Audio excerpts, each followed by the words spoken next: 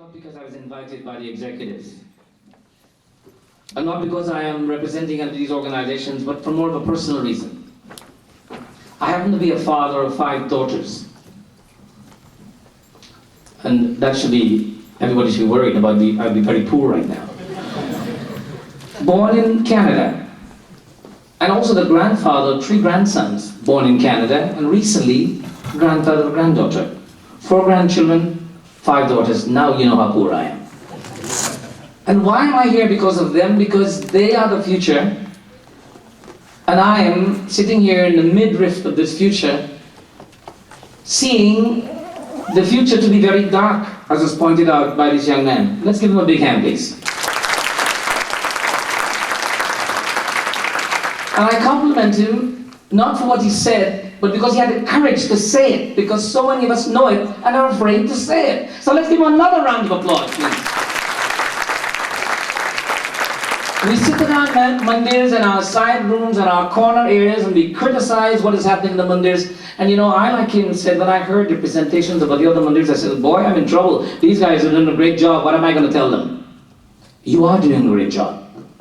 Don't stop it. But like Adi Shankaracharya in the late 8th century and early 9th century, things were going great in India. Religion was there, very strong. Buddhism was dominating the world, and Hinduism was falling apart. And he said, you know what? It's a time for a reawakening. We need to wake up. Today, we must agree that we need to awake. Do you agree we need to awake? Yes. Put your hands up if you agree. Thank you. Now, you know, my children, 2 of them right now are in university. They're twins.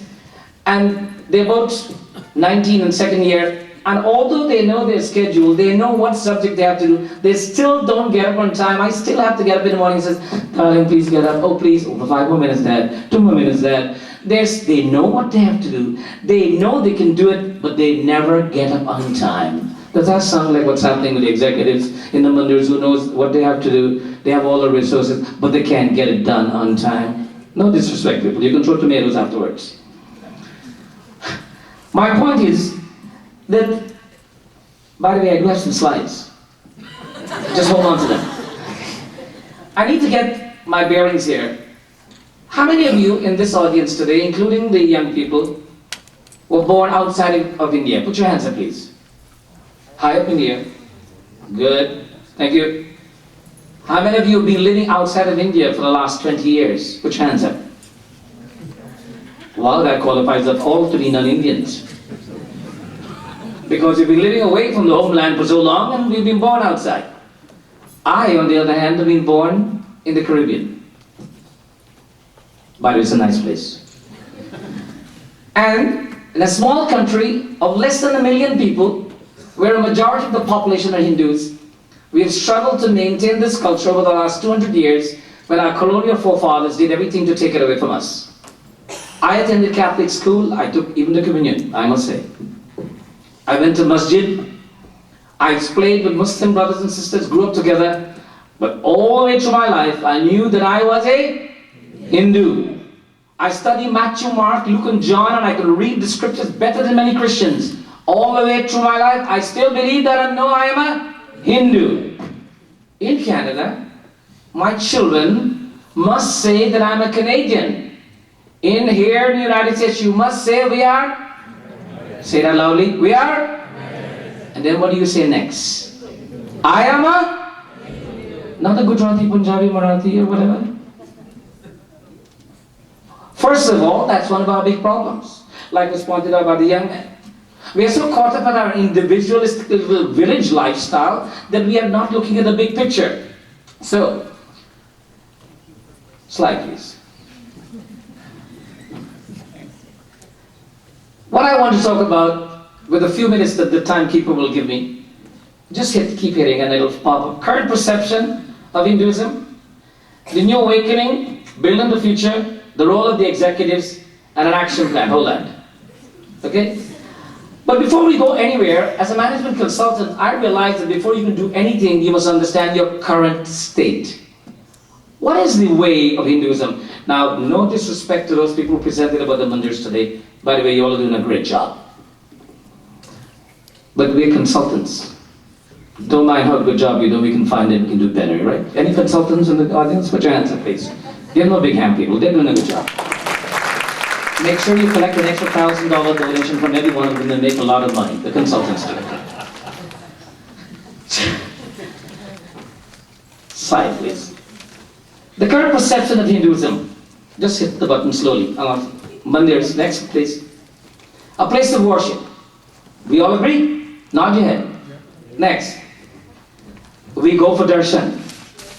Stop right there. I want to tell you a little story. 12-year-old boy. Anybody named Gopal here right now? No Gopals? Good. I can talk about him. Gopal, 12-year-old, in Canada. It's religious week. The teacher comes in the classroom. By the way, he lives in the Peel region, which have more brown people. If you want a white person, you got to look for them. That's supposed to be funny people. Okay. Right? Now, the teacher gets into the classroom and says, it's religious week and I want every student to tell me something about their religion this week. And I want to know, how many of you go to your place of worship? And Gopal puts his hand up. I do. You do? How often? At least 3 to 4 times a week. Wow. The Muslim kid says, I go to the masjid and then every Friday I pray. The Jewish kid said, they do their thing. And the Catholic kid, and everybody said their stuff. But the teacher was very impressed by Gopal. 3-4 times a week. So, it came the time when Gopal's turn to talk about something in Hinduism. Gopal, well, tell us, why do you have so many gods? I don't know. Well, what are the basic tenets of your religion? I don't know. Well, why do you have so many scriptures? I don't know. Okay, Gopal. Okay. So tell me, how often do you go to the temple again? Sometimes 4 to 5 times. Gopal, something isn't right. Okay, kids, let's move on to the next subject. After the class, the teacher called Gopal, who didn't want to talk to anybody, and says, Gopal, something's wrong with this picture. You go to your place of worship 4 to 5 times a week, and you don't know any of these things? He said, but why did you ask me what happens when I go to the place of worship? Oh, well, tell me what happens. Here's how it goes. We drive in a parking lot, park the car, my dad and I, or my mom and I, or my sister and I, all of us we walk into the mandir, we take our shoes off, we wash our hands, and we head straight into the mandir hall. We bow to the murtis, we put some money in the donation box, we bow again, we walk out, we take the prasad from the pandit, and we go home. Sounds familiar? Is it familiar, people? Say it, is it familiar? Will you learn anything when you go to that place? So then, how do you feel about Gopal? Does he want to be a Hindu anymore? He's ashamed of being a Hindu because he was humiliated in his classroom that he doesn't know the basics of Hinduism. And that is what happens to all of these well-organized, well-run, well-managed temples, ladies and gentlemen, which you and I manage. Do we want to change it? Well, how are we going to change it? Let's skip a couple of slides. I think I've filled. Keep going. Keep going. This is what happens in the mandirs, by the way. This is what the perception is. Keep going. Now that's what happens in mandirs. Everybody agree? Anybody disagree? You can argue with me afterwards. Okay? Next. The Navjagrati, the future of Hinduism. What do we want to do? Just hit it there. We must capitalize on the use of our mandir facilities. Do you know how much real estate we have in mandirs? No disrespect against the Maharishi's organization.